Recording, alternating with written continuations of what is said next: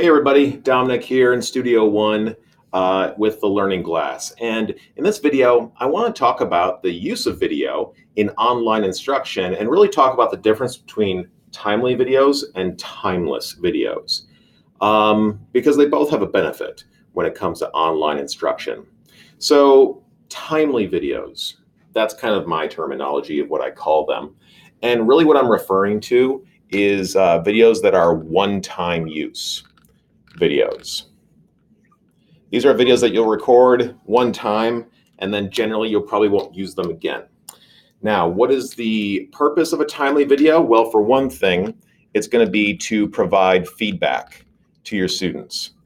You're going to look at their performance across different learning activities and formative assessments and see where there were some issues, also see where there were some successes, and provide feedback to your students. And when you do this, I highly recommend that you call out some students by name when you're giving out those successes, because it helps to show the students that you are really active and you know who they are.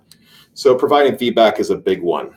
Also going along with that is you can provide a summary of the past week. Okay.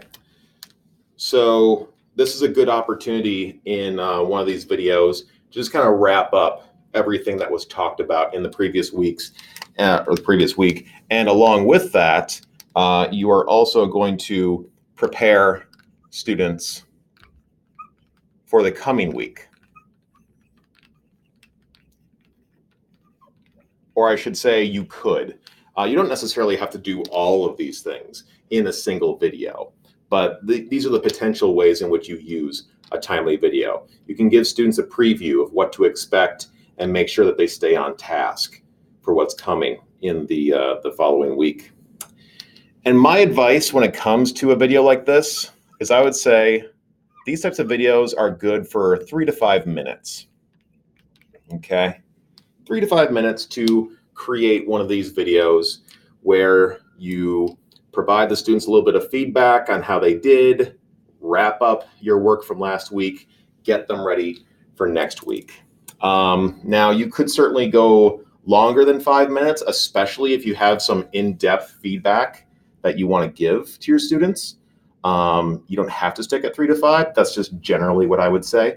It's really up to you. But that's the idea of a timely video. And one of the reasons that I recommend that the time be about that short is that you don't want to spend a ton of time on a video that you're not going to reuse.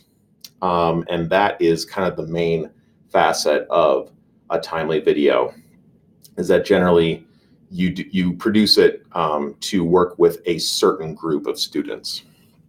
So those are timely videos. Timeless videos, as you might guess, these are videos that you can reuse. Okay, they're reusable videos. And these are videos in which, first of all, you're going to provide learning content generally.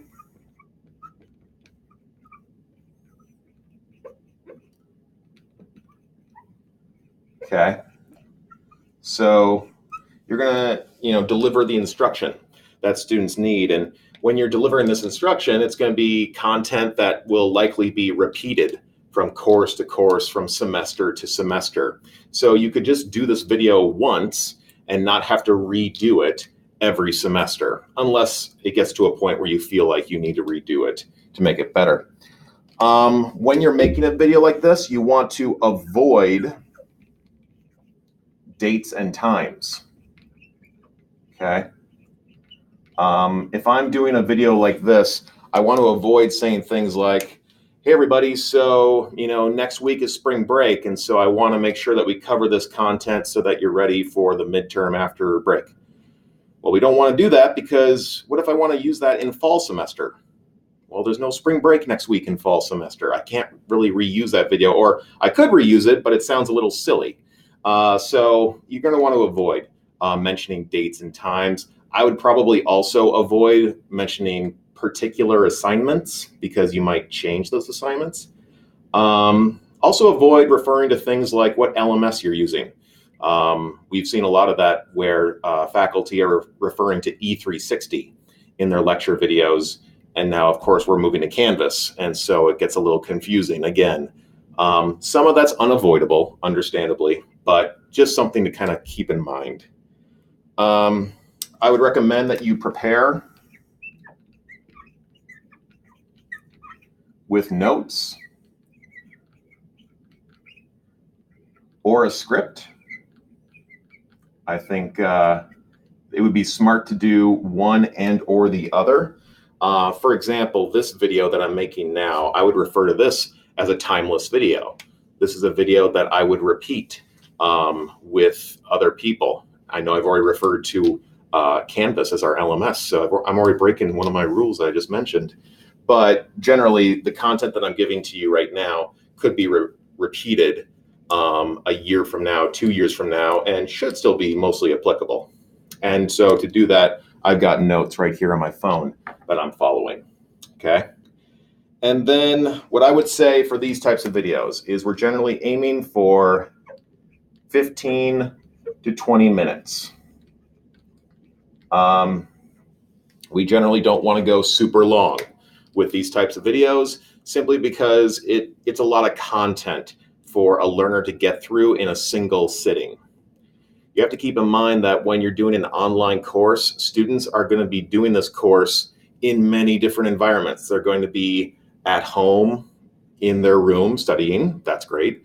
They might be out at a cafe having coffee. They might be at the bus stop. They might be, sitting in the park. So we want to be cognizant of the different environments and break up our content into chunks. So 15 to 20 minutes, I think, is about the maximum that you want to get to. Going longer than that can be a little overwhelming. So that's just an overview of the difference between timely and timeless videos. I would like to also talk about the way in which you shoot videos. I might do that in another video, but obviously utilizing something like the Learning Glass allows for a much more engaging experience. So hopefully you'll have the chance to try it out. So thank you very much for watching.